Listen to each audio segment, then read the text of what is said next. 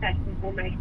And then it's just making sure that the practicalities of that is worthwhile. It has to be worthwhile. We don't want to become glorified babysitters. You want to be able to do your job and have the biggest impact on learning, and to be able to know that it's safe to do that. And Deborah, I suppose in many ways we've gone away from the traditional classroom in many ways, and with teaching as well, I suppose, you know, classrooms look different now, but perhaps we'll have to take a step back in many ways by, you know, having the children laid out in a different setup within a classroom.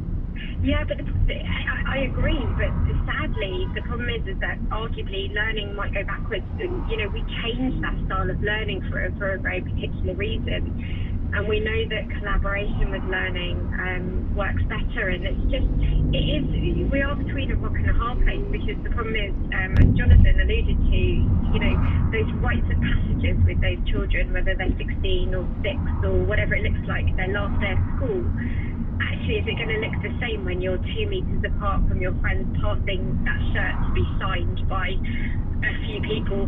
It's just not going to be the same, is it? And it's how can we're going to have to adjust and make it special. But it is going to be challenging for everybody involved. My concern mostly would be actually just the reality of, you know, I've had to run a school on minimal staff before.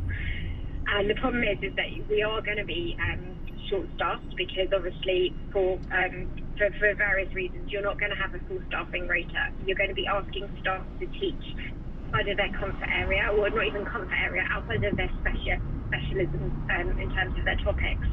I think that in itself is a big ask of people. I'm not saying it's not possible. I would be there doing it with bells on, but it's going to be challenging. We have to acknowledge.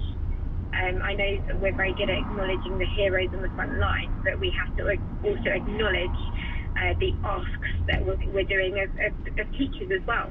And the ask that we're making of children, because Jonathan, you said your daughter, it sounds like she wants to go back to school, but every time Michael Gove has spoken about this return to school, he said it'll be done with social distancing. Can you imagine children staying away from each other?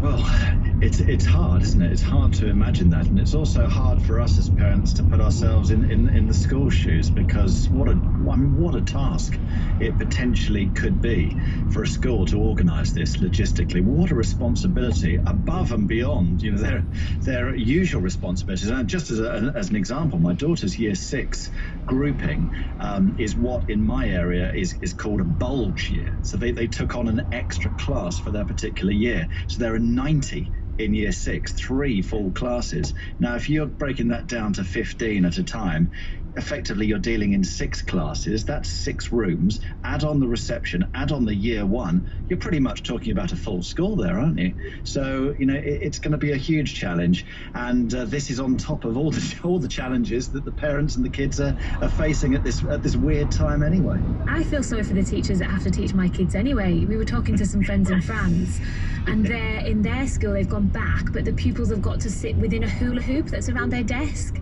and they can get up from their desk, but they can't move outside the hula hoop, and all the teachers wear masks.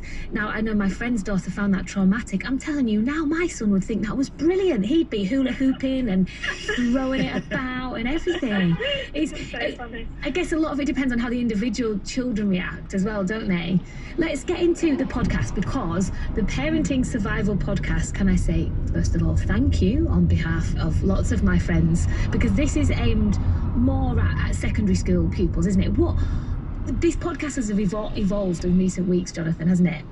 Well, there's 2 editions, Helen. There's the primary survival guide, and there's the secondary survival guide as well. Now, myself and Debs kind of straddle the 2 in terms of our parent responsibilities. But in terms of what we're looking at here, we're trying to find answers to all those questions that we as parents have on a daily basis. And those questions are changing, Debs, aren't they, by the day, let alone by the week, we're finding right now. And it's big things like, how do we prioritize? How do we make sure our kids' well-being, emotional well-being, survives this whole period, as well as doing that fundamental schoolwork? It's a really tricky area. And what are parents saying to you, Debs? Yeah, I think, let's be really honest, nobody's got it sorted. I think we are all struggling to juggle life and work, and it's all good and well. I think we'll hold our hands up to saying we started this podcast with thinking and knowing that parents just wanted good ideas. But, a couple of months on, actually, we all need to hold each other's hands and say, you know what, it's all right. And I love what you said, Helen, about the reality of, like, some days you're at 3 o'clock, and, 3 o'clock and it's like 10 o'clock. And let's just be really honest about that. It's really tough. In fact, I love the fact that you were talking about the baked potatoes, because my kids, when they're stuck on anything, they're like, should we ask the baked potatoes? What's the baked potatoes then? that is the conversation in our household. That's the level of the day that we have, is ask the baked potatoes.